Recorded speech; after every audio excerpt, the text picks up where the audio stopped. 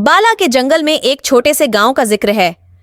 इस गांव में एक नौजवान लड़की आयशा रहती थी जो जादू की कहानियां सुनने की शौकीन थी। एक दिन जब वो जंगल में सैर कर रही थी, उसे एक पुरस्कार बूढ़ी औरत मिली। बूढ़ी औरत ने आयशा को एक कदीम किताब दी और कहा, यह किताब जादुई है, उसके अंदर बहुत से राज छिपे हैं, लेकिन उसे खोलने के लिए तुम्हें खालिस दिल की जरूरत होगी। आयशा ने किताब को अपने पास रखा और घर वापस आ गई। रात को जब सब सो रहे थे, उसने किताब खोली। किताब के सफ़हात चमकने लगे और एक सुनहरी रोशनी निकली। आयशा हैरान रह गई क्योंकि रोशनी में एक जादुई दुनिया जाहिर हुई। आयशा खुद को इस जादुई दुनिया में पाया जहां पर परियां, जिन और जादूगर मौजूद थे। परियों ने उसे खुश आमदीद कहा और बताया कि ये दुनिया जादू की सरजमीन कहलाती है। यहाँ पर एक ताकतवर जादूगर, काला जादूगर, हुकूमत करता था जो इस सरजमीन को तबाह करना चाहता था। परियों ने आयशा को बताया कि इस सरजमीन को बचाने के लिए एक खालिस दिल की जरूरत है जो जादुई आईने को फाल कर सके। इस आईने में देखने वाला अपनी असल ताकत और नेकी को पहचान सकता था। आयशा ने जादुई आईने को तलाश करने का फैसला किया।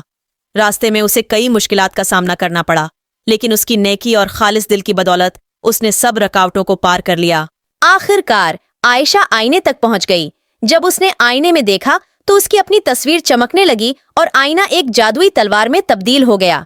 आयशा ने उस तलवार को उठाया और जादूगर के महल की तरफ रवाना हो गई। जादूगर के महल में पहुंचकर आयशा ने तलवार से जादूगर के तमाम जादुई हिफाजती हिसार को तोड़ दिया और उसका सामना किया।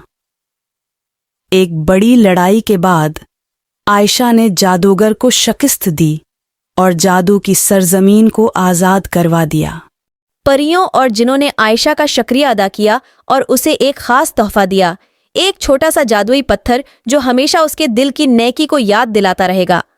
आयशा ने पत्थर को अपने पास रखा और गांव वापस आ गई। जब वो गांव में वापस पहुंची तो सब लोगों ने उसकी कहानी सुनी और उसकी बहादुरी की तारीफ की।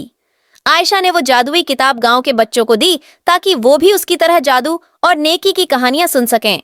इस तरह आयशा की कहानी न सिर्फ गांव में बल्कि दुनिया भर में मशहूर हो गई और सबको ये पैगाम दिया कि खालिस दिल और नेकी हमेशा जीतते हैं।